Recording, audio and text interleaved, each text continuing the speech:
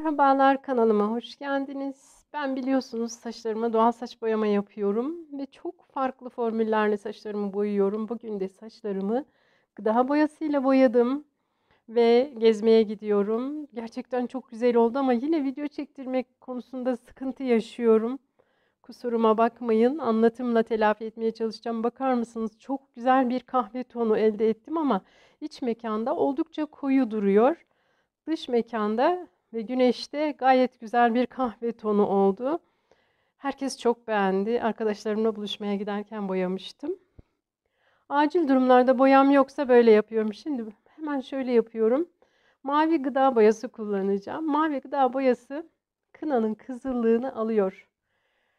Çok güzel bir kahve tonu elde etmemizi sağlıyor. Benim saçlarımda gerçekten güzel bir kahve tonu elde ediyorum. 2,5 milimlik enjektörüm vardı. Büyük enjektör olsaydı 10 mililitre koyacaktım. 10 mililitre mavi gıda boyasını, şöyle benim bir eski demliğim var. Bunu saç boyamada kullanıyorum. Onun içerisine demliğime bu yarım litre kadar su alıyor. Yarım litre suyun içerisine 10 mililitre gıda boyasını koydum. Sıvı gıda boyası kullandım. Toz gıda boyası da kullanabilirsiniz. Ocağa alıyorum. Şöyle bir 5-10 dakika kaynatacağım. Bu arada 100 gram kınayı da böyle bir pet şişenin içine koydum. Bu sefer pet şişede hazırlamak istiyorum. Bunun da sürmesi çok kolay oluyor. Saklaması da kolay oluyor. Gıda boyası soğuduktan sonra hemen bakın çok güzel mavi bir renk. Kınamın üzerine azar azar ekleyerek boya kıvamında bir karışım elde edeceğim. Gerçekten mavi renk kırmızıyla buluştuğunda çok güzel kahve tonları ortaya çıkarıyor. İllerimi de boyuyor tabii. Eldiven takabilirsiniz. Mavi elleri de boyar. Azar azar şöyle kınamın üzerine mavi gıda boyasını ekleyip karıştırıyorum. Bir 3-4 saat dinlendireceğim bu karışımı. Dinlendiği zaman renkler birbirine daha iyi giriyor. Şöyle çalkalıyorum. Çok sıvı yapmamaya çalışalım. Biraz da banyoya götürürüm bu mavi gıda boyasından. Eğer katı olursa biraz orada ekleyebilirim. Şöyle artan boyayı da kapağını kapatıp buzdolabında saklayabilirim ve istersem doğal saç boyamı yaptıktan sonra sadece mavi renkli boyayı saçlarıma sürebilirim banyoda. Onu da yapıyorum biliyorsunuz. Indigo gibi olur. Şöyle bakın çok güzel olmuş. Saçlarıma sürdüm. Yaklaşık bir 6-7 saat beklettim. Bu ilk boyamam. Biraz da boyam arttı. Onu da buzdolabına koydum.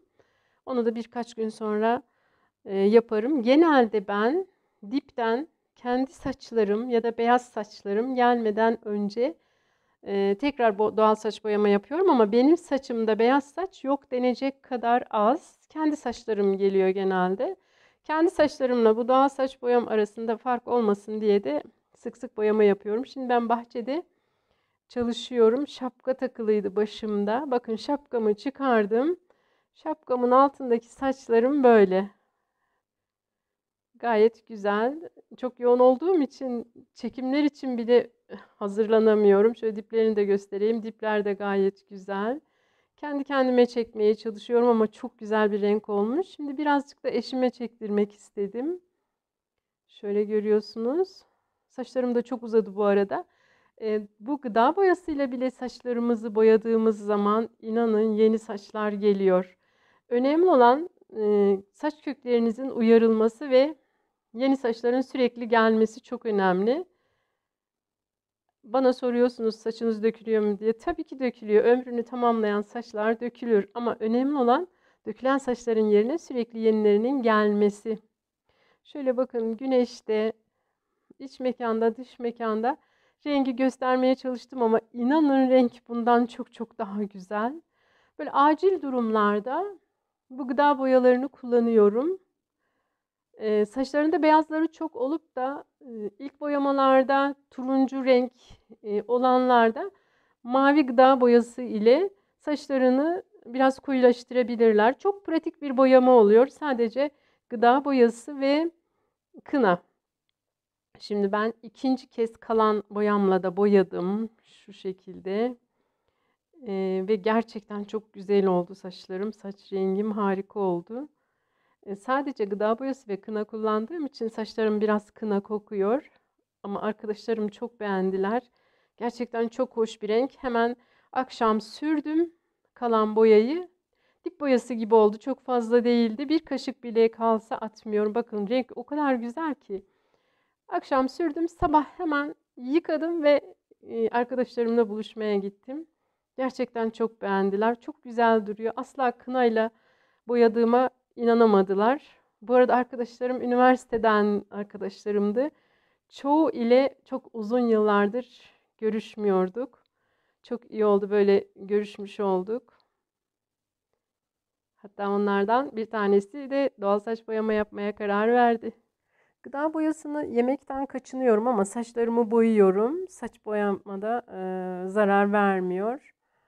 Gayet de güzel saç boyuyor. Kimyasal boyalardan çok iyi. Acil durumlarda yapıyorum. Şimdi ben bununla 3-4 boyama yaparım. Ondan sonra bırakırım bunu.